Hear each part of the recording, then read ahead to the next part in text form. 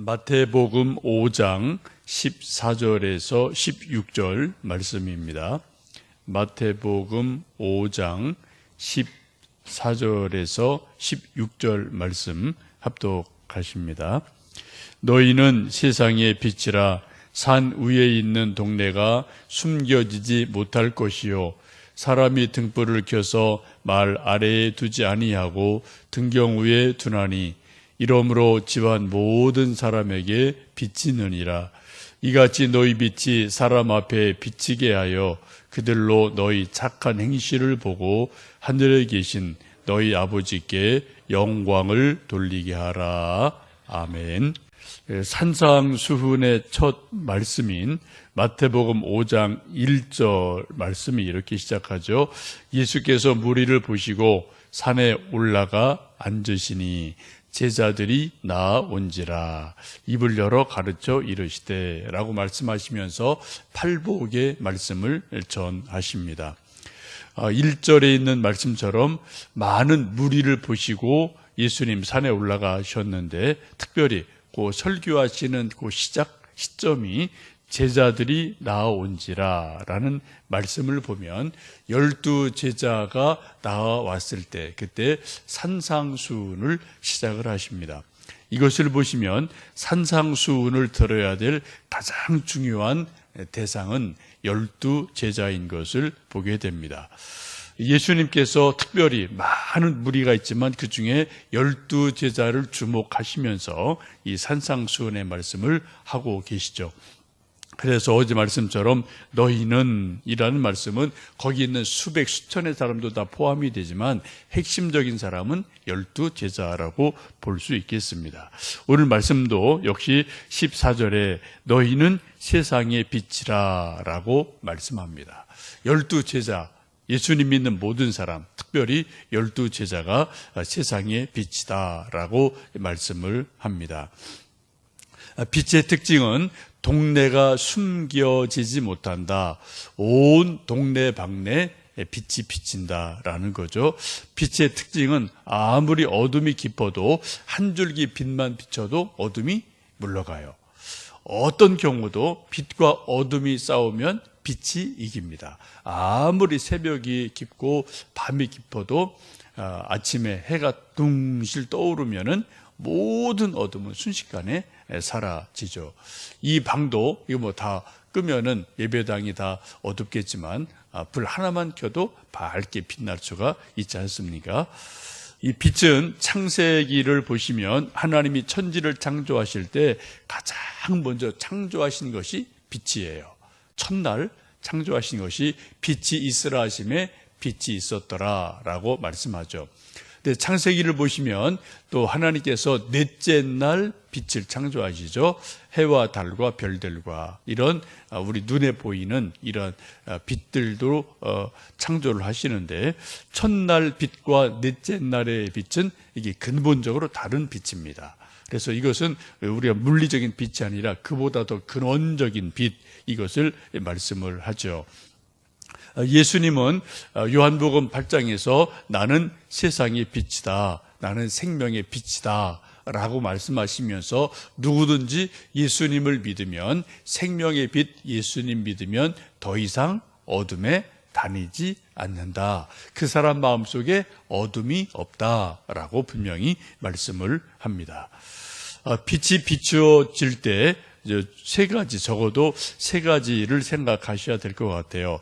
첫 번째는 예수님을 믿는 내 마음 속에, 내 인생 속에 빛이 임해야 된다는 거죠. 그래서 우리가 예수님 믿을 때 내 마음부터 기쁨이 충만해야 됩니다. 감사가 충만해야 됩니다. 예수님 믿는 사람들 얼굴이 환해야 돼요. 그죠? 밝아야 돼요. 해같이 빛나진 않더라도 그래도 좀 밝은 얼굴 모습이 있어야 됩니다. 만약 그렇지 않다면은 세상에 있는 많은 사람들이 뭐 너나 잘하세요 라는 말을 속으로 할 겁니다. 그래서 우리가 예수님 빛을 받은 우리들이 말하는 것, 생각하는 것, 얼굴빛이 밝아야 된다. 근데 대부분 여러분 보시면은 예수님 믿는 사람들 얼굴이 좀 다릅니다. 확실히 달라요. 이게 밝아요. 물론 우리가 365일 매일 밝을 수는 없죠. 아플 때 있고 또 고민할 때도 있지만 그런 거 잠깐이고 그런 거 잠깐이고요. 예수님 믿는 분들의 얼굴을 보면 대부분 다른 사람에 비해서 밝아요. 이거는 분명합니다. 왜요? 생명의 빛이신 예수님이 우리 안에 내주하시기 때문에 그렇습니다.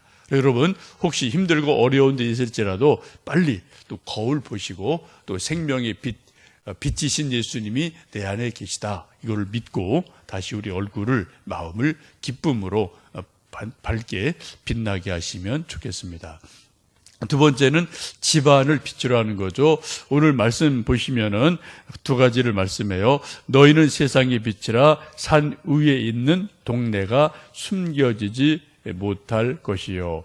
사람이 등불을 켜서 말 아래 두지 아니하고 등경 위에 두나니 이러므로 집안 모든 사람에게 비추느니라. 두 번째 비칠 때가 어디라고요? 집안 모든 사람에게 비친다. 세 번째는 동네에 숨겨지지 못한다. 이게 조금 점점 커지죠? 처음에는 납니다. 두 번째는 어디예요? 집안 모든 사람에게 우리가 예수님 믿는 빛을 밝혀줘야 된다라는 말씀입니다.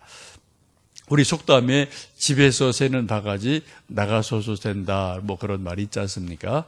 우리에게 가장 가까운 이웃은 가족이에요. 식구예요. 그렇죠? 부모, 형제, 자매, 우리 자녀들, 이게 우리 가족이 가장 가까운 이웃이죠. 그래서 우리가 할 수 있는 대로 예수님 믿는 먼저 믿은 우리가 집에서 밝은 표정, 밝은 말, 밝은 웃음, 기도 소리, 찬송 소리를 계속 우리가 만들어내서 나 때문에 우리 집안 전체 분위기가 밝아지는 일이 있어야 될 줄로 믿습니다. 나 때문에 집안이 어두워지면 곤란해요. 그죠? 나 때문에 집안 전체가 밝아지는 일이 있을 때 우리가 세상에 이제 빛이 될 줄로 믿습니다. 세 번째는 이웃에게 동네에 숨겨지지 못한다라고 말씀하죠. 빛의 속성상 빛은 자연히 점점 멀리 퍼지게 돼요. 그래서 사람들이 점점 말을 안 해도 알게 됩니다. 그 사람들에게 빛이 비추어지는 것을 우리 말씀 보시면 너희 착한 행실을 보고 하늘에 계신 너희 아버지께 영광을 돌리게 하라. 이같이 너희 빛이 사람 앞에 비치게 하라. 착한 행실을 비치라고 예수님은 말씀합니다. 그래서 한 가지 더 생각하실 것은 우리 모든 예수님 믿는 사람들은 착하게 살아야 된다라는 대명제에 동의를 하면서 동시에 착하게 산다는 것이 바보같이 살으라는 말은 아니라는 거죠. 무조건 어떤 경우나 좀 착하게 살아야 돼, 손해만 보야 돼, 바보가 돼야 돼, 이런 말은 조금 더 결이 조금 다른 것을 보셔야 됩니다. 우리가 정말 착하게 산다는 것은 바른 행실, 바른 말, 기쁘게 사는 것, 정정당당하게 사는 것, 전부로 선을 행하며 사는 것, 이런 모습으로 빛된 삶을 살 때 우리의 이제 그런 모습이 세상 많은 사람에게, 이웃들에게 저 사람 나랑 좀 다르네, 뭔가 좀 다르네, 이런 것들이 자꾸만 이제 비춰져서 예수님에 대해서 관심을 갖게 되죠.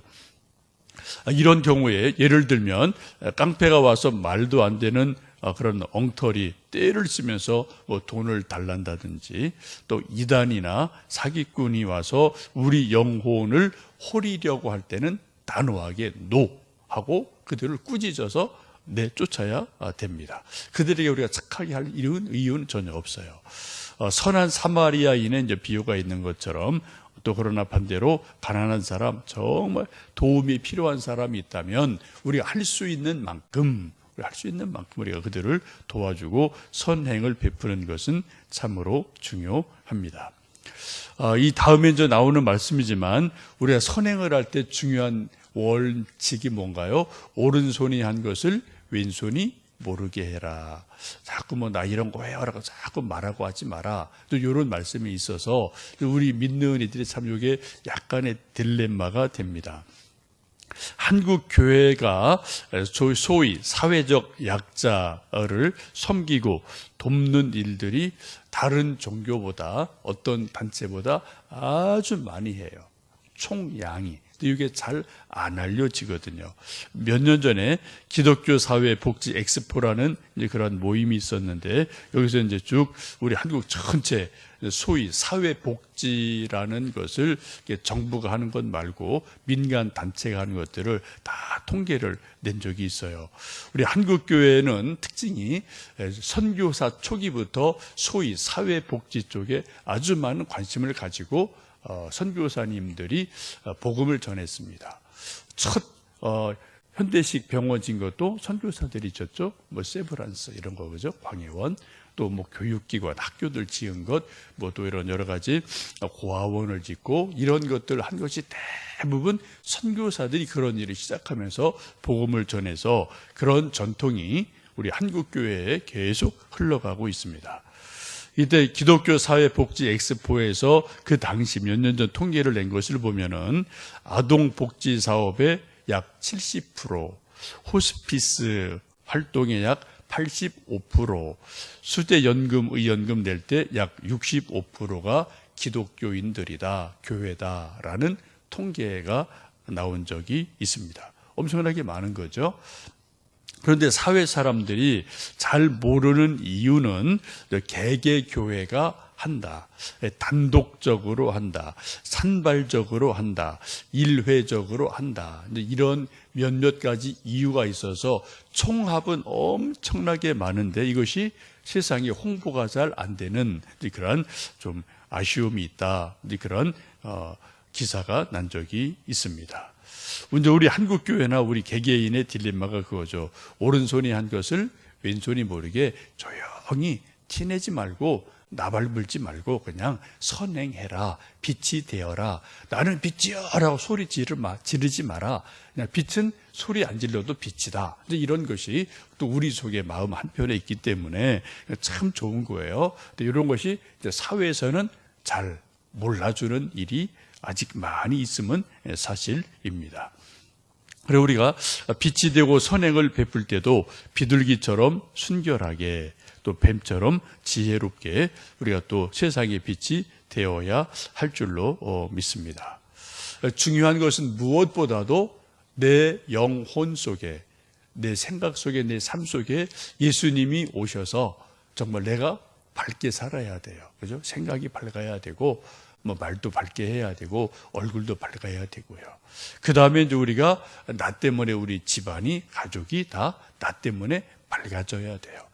기분이 좋고 또 살맛이 나고 웃음소리 나고 찬송소리 나고 좀 얼굴이 밝아지고 나 때문에 이런 일들이 집안에 있으면 믿지 않는 자녀나 또 뭐 이웃 친척들이 있어도 저 집은 맨날 밝아, 분위기가 밝아, 우리랑 좀 뭐가 다르네, 좀 왜 그래, 이런 호기심이 생겨서 세상 사람은 다 그런 데 관심이 기본적으로 있거든요. 어둠이 빛을 보면은 저거 좋다라는 느낌을 갖게 되어 있지 않겠습니까? 그래서 우리가 내 자신부터, 우리 가족부터 자꾸 밝게 만들어 가면 그 다음에 동네가, 이웃에 그 빛이 비추어지게 되고, 좀 거대 담론으로 말하면 민족 역사 앞에 빛이 되어가는 일들이 있게 됩니다. 사실 우리 한국교회가 그런 일을 상당히 많이 감당했죠. 지금은 또 하고 있습니다만, 또 이제 아쉬운 부분도 뭐 없지 않아 있습니다만, 사실은 이런 일들을 한국교회가 아직도 많이 감당합니다. 우리 역사적으로 보시면 먼저 일제시대 때 이승훈 장로님이라든지 이제 오산 학교를 지으신 분이죠. 이분이 수많은 기독교 이제 인재들을 길러낸 정말 훌륭한 분이고요. 뭐 주기철 목사님이라든지 유한양행을 설립했던 유일한 씨라든지 이런 분들. 뭐 안티프라민 여러분 뭐 다 많이 써보지 않으셨습니까? 이 유일한 씨가 9살 때 믿음 좋은 이제 부모님 아래서 이제 자라요. 초기 선교사의 이제 도움으로 예수님 믿고 그 집안에 아주 예수님 잘 믿는 집안이 되죠. 그래 9살 때 아버지가 깨어 있는 사람이어서 9살 때 미국 유학을 보냅니다. 아들을. 이건 정말 조기 유학이죠. 그 옛날에. 그래서 가서 이제 뭐 공부하고 또 이제 믿는 집안에 가서 이제 또 이제 좀 같이 이제 더불어 살면서 믿음 배우고 또 이제 공부하고 이런저런 것을 다 해서 미국의 좋은 것을 배워서 이제 돌아오면서 유한양행이라는 이제 그러한 이제 회사를 만들고 또 이제 여러 가지 의약품 만들고 이런저런 선한 일들을 많이 하죠. 여러분 유한양행의 그 로고가 뭔지 좀 기억이 나십니까? 그 회사 로고, 예? 이렇게 이렇게 버드나무예요. 잘 보시면 버드나무 이렇게 하고 시커멓게 이렇게 돼 있는데 거기에 이제 서재필 박사가 미국에서 독립운동 이런 거 다 연관이 된 분들이거든요. 그래서 그 유일한 젊은이가 이제 너무 열심히고 귀하고 또 이제 한국에 뭔가 좀 도움이 될 것 같으니까 많이 각별히 사랑해 주는데 이때 이제 한국에 갈 때 자기가 이제 목각을 파서 사랑의 선물로 준 게 그거예요. 이렇게 버드나무 이렇게 돼 있는 거. 그걸 너무 또 이제 유일한 씨도 너무 뭐 소중한 사랑의 선물이어서 이것을 잘 아끼고 있다가 자기 회사를 만들 때 회사 로고로 만들어서 지금도 유한양행 하면 버드나무 이렇게 돼 있는 건 여러분 뭐 보실 수가 있을 겁니다. 참 이분이 대단한 훌륭한 그런 모델을 했잖아요. 그죠? 그 엄청난 회사를 자기 아들, 딸에게 물려주지 않고 사회에 환원해서 정말 한국 기업의 엄청 대표적인 그런 모델 역할을 했는데 이분 아주 예수님 잘 믿는 분이에요. 이게 빛이 되죠. 근데 이런 거는 예수님 잘 믿는 분이라는 거를 매스컴은 다 괄호했다 넣어요. 이게 우리가 잘 모를 때가 있어요. 근데 조금만 뒤로 들어가 보면 이게 다 그런 스토리가 다 있는 거거든요. 뭐 또 장기려 박사 같은 분들, 뭐 이런 훌륭한 분들 대부분 여러분 보시면 아직까지는 그래도 빛이 되고 소금이 되고 선행을 베푸는 사람들의 대부분이 많은 분들이 이제 공공 매스컴은 그거를 표현을 못하죠. 근데 조금 뒤에 들어가 그분들의 실제 삶을 보면 아직도 수많은 그리스도인들이 세상의 빛으로 살아가고 있습니다. 우리가 그런 큰 인물은 아니겠지만 내 자신이 우리 집에서 우리 동네에서 우리 이곳저곳에서 그런 빛이 되었으면 좋겠습니다. 한 가지 아쉬운 것은 가끔 지하철 타보면은 우리 이제 연세 드신 아줌마들, 여자분들이 여러 분만 대여섯 분 막 몰려다닐 때 보면은 자리에 앉을 때 보면 그런 일이 가끔 있어요. 누가 그냥 자리 여기 잡아놓고 김권사, 김집사 이런 소리 지르는 것이 가끔 있어요. 그건 정말 좀 안 했으면 좋겠어요. 그때는 정 필요하면 어이 김여사, 어이 박여사 이렇게 좀 그렇게 불렀으면 좋겠어요. 그건 센스예요, 센스. 그죠?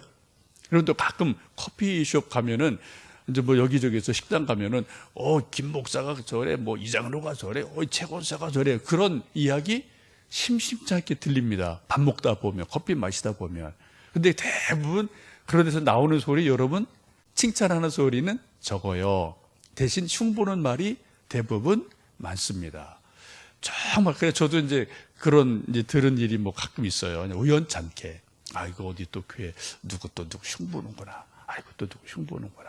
그래 일부러 이렇게 또 이렇게 들으려고 하는데 뭐 잘 모르죠. 뭐 스토리를 제가 모르니까. 근데 좋은 소리는 분명히 아니에요. 누구 뭐 이래 저래 뭐 흉보는 건데 그때도 제발 교인들이 우리 김 부장님 뭐 이래. 우리 박 부장 이래.